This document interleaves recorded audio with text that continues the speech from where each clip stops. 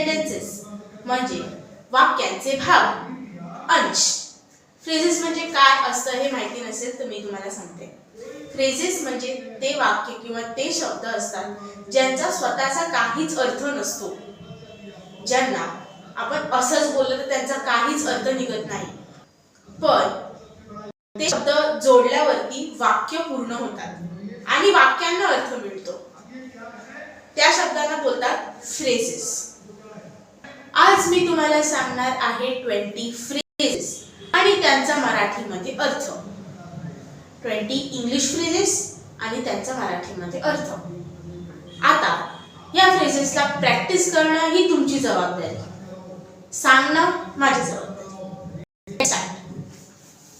Without me, माझ्याशिवाय, each one, प्रत्येक, all together, सोबत, by mistake, चुकून, ॲट लास्ट, शेवटी, बेसिकली, साधारणपणे, टेक्निकली, नियमाप्रमाणे, अकॉर्डिंगली, प्रमाणे, ऑन बिहाफ ऑफ, च्या वतीने, इन प्लेस ऑफ, च्या जागेवर, इन ऑर्डर टू, करायसाठी, इन्स्टेड ऑफ, त्याऐवजी, इन स्पाईट ऑफ, असूनही, पर्पजली, जाणून बुजून, इंटेन्शनली, मुद्दाम, फोर्सफुली, जबरदस्ती, हेल्पलेसली, असहाय, कंपल्सरी, अनिवार्य, अननेसेसरीली,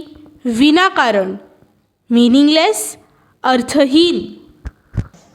आता या सगळ्या फ्रेजेसला यूज कसं करायचं ते मी तुम्हाला सांगते।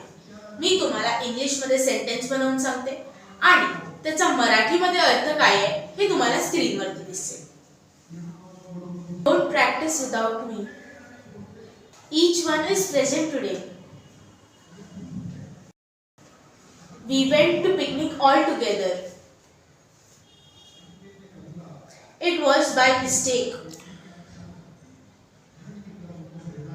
we won the match at last, basically I am a Maharashtrian, technically the work will be done by tomorrow, follow the instructions accordingly, talk to the officer on behalf of us, I speak English in place of Gujarati, in order to learn English I practice more, eat homemade food instead of junk food, in spite of problems he succeeded,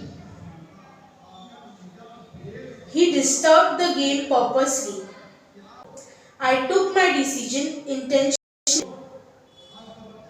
nobody can teach you forcefully, helplessly I had to leave the train. Practice is compulsory to learn anything.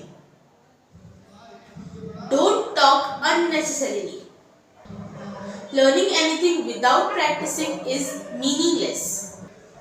तर हे होते काही sentences आणि phrases जे मी तुम्हाला आज सांगितले। Phrases आणि त्यांना यूज करून केलेले सेंटेन्सेस। आता तुम्ही पण असे खूप सगळे फ्रेजेस लर्न करू शकता आणि प्रॅक्टिस करू शकता। फ्रेजेसचं लिंक मी तुम्हाला डिस्क्रिप्शन मध्ये दिलंय। एक गोष्ट आहे, जर तुम्ही आतापासून म्हणजे तुमच्या फर्स्ट स्टेज लर्निंग पासून फ्रेजेस शिकता तर मग तुमचे सेंटेन्सेस मोठे बनवायला तुम्हाला मदत होते। तुम्ही मोठे मोठे सेंटेन्सेस फ्रेम करू शकता।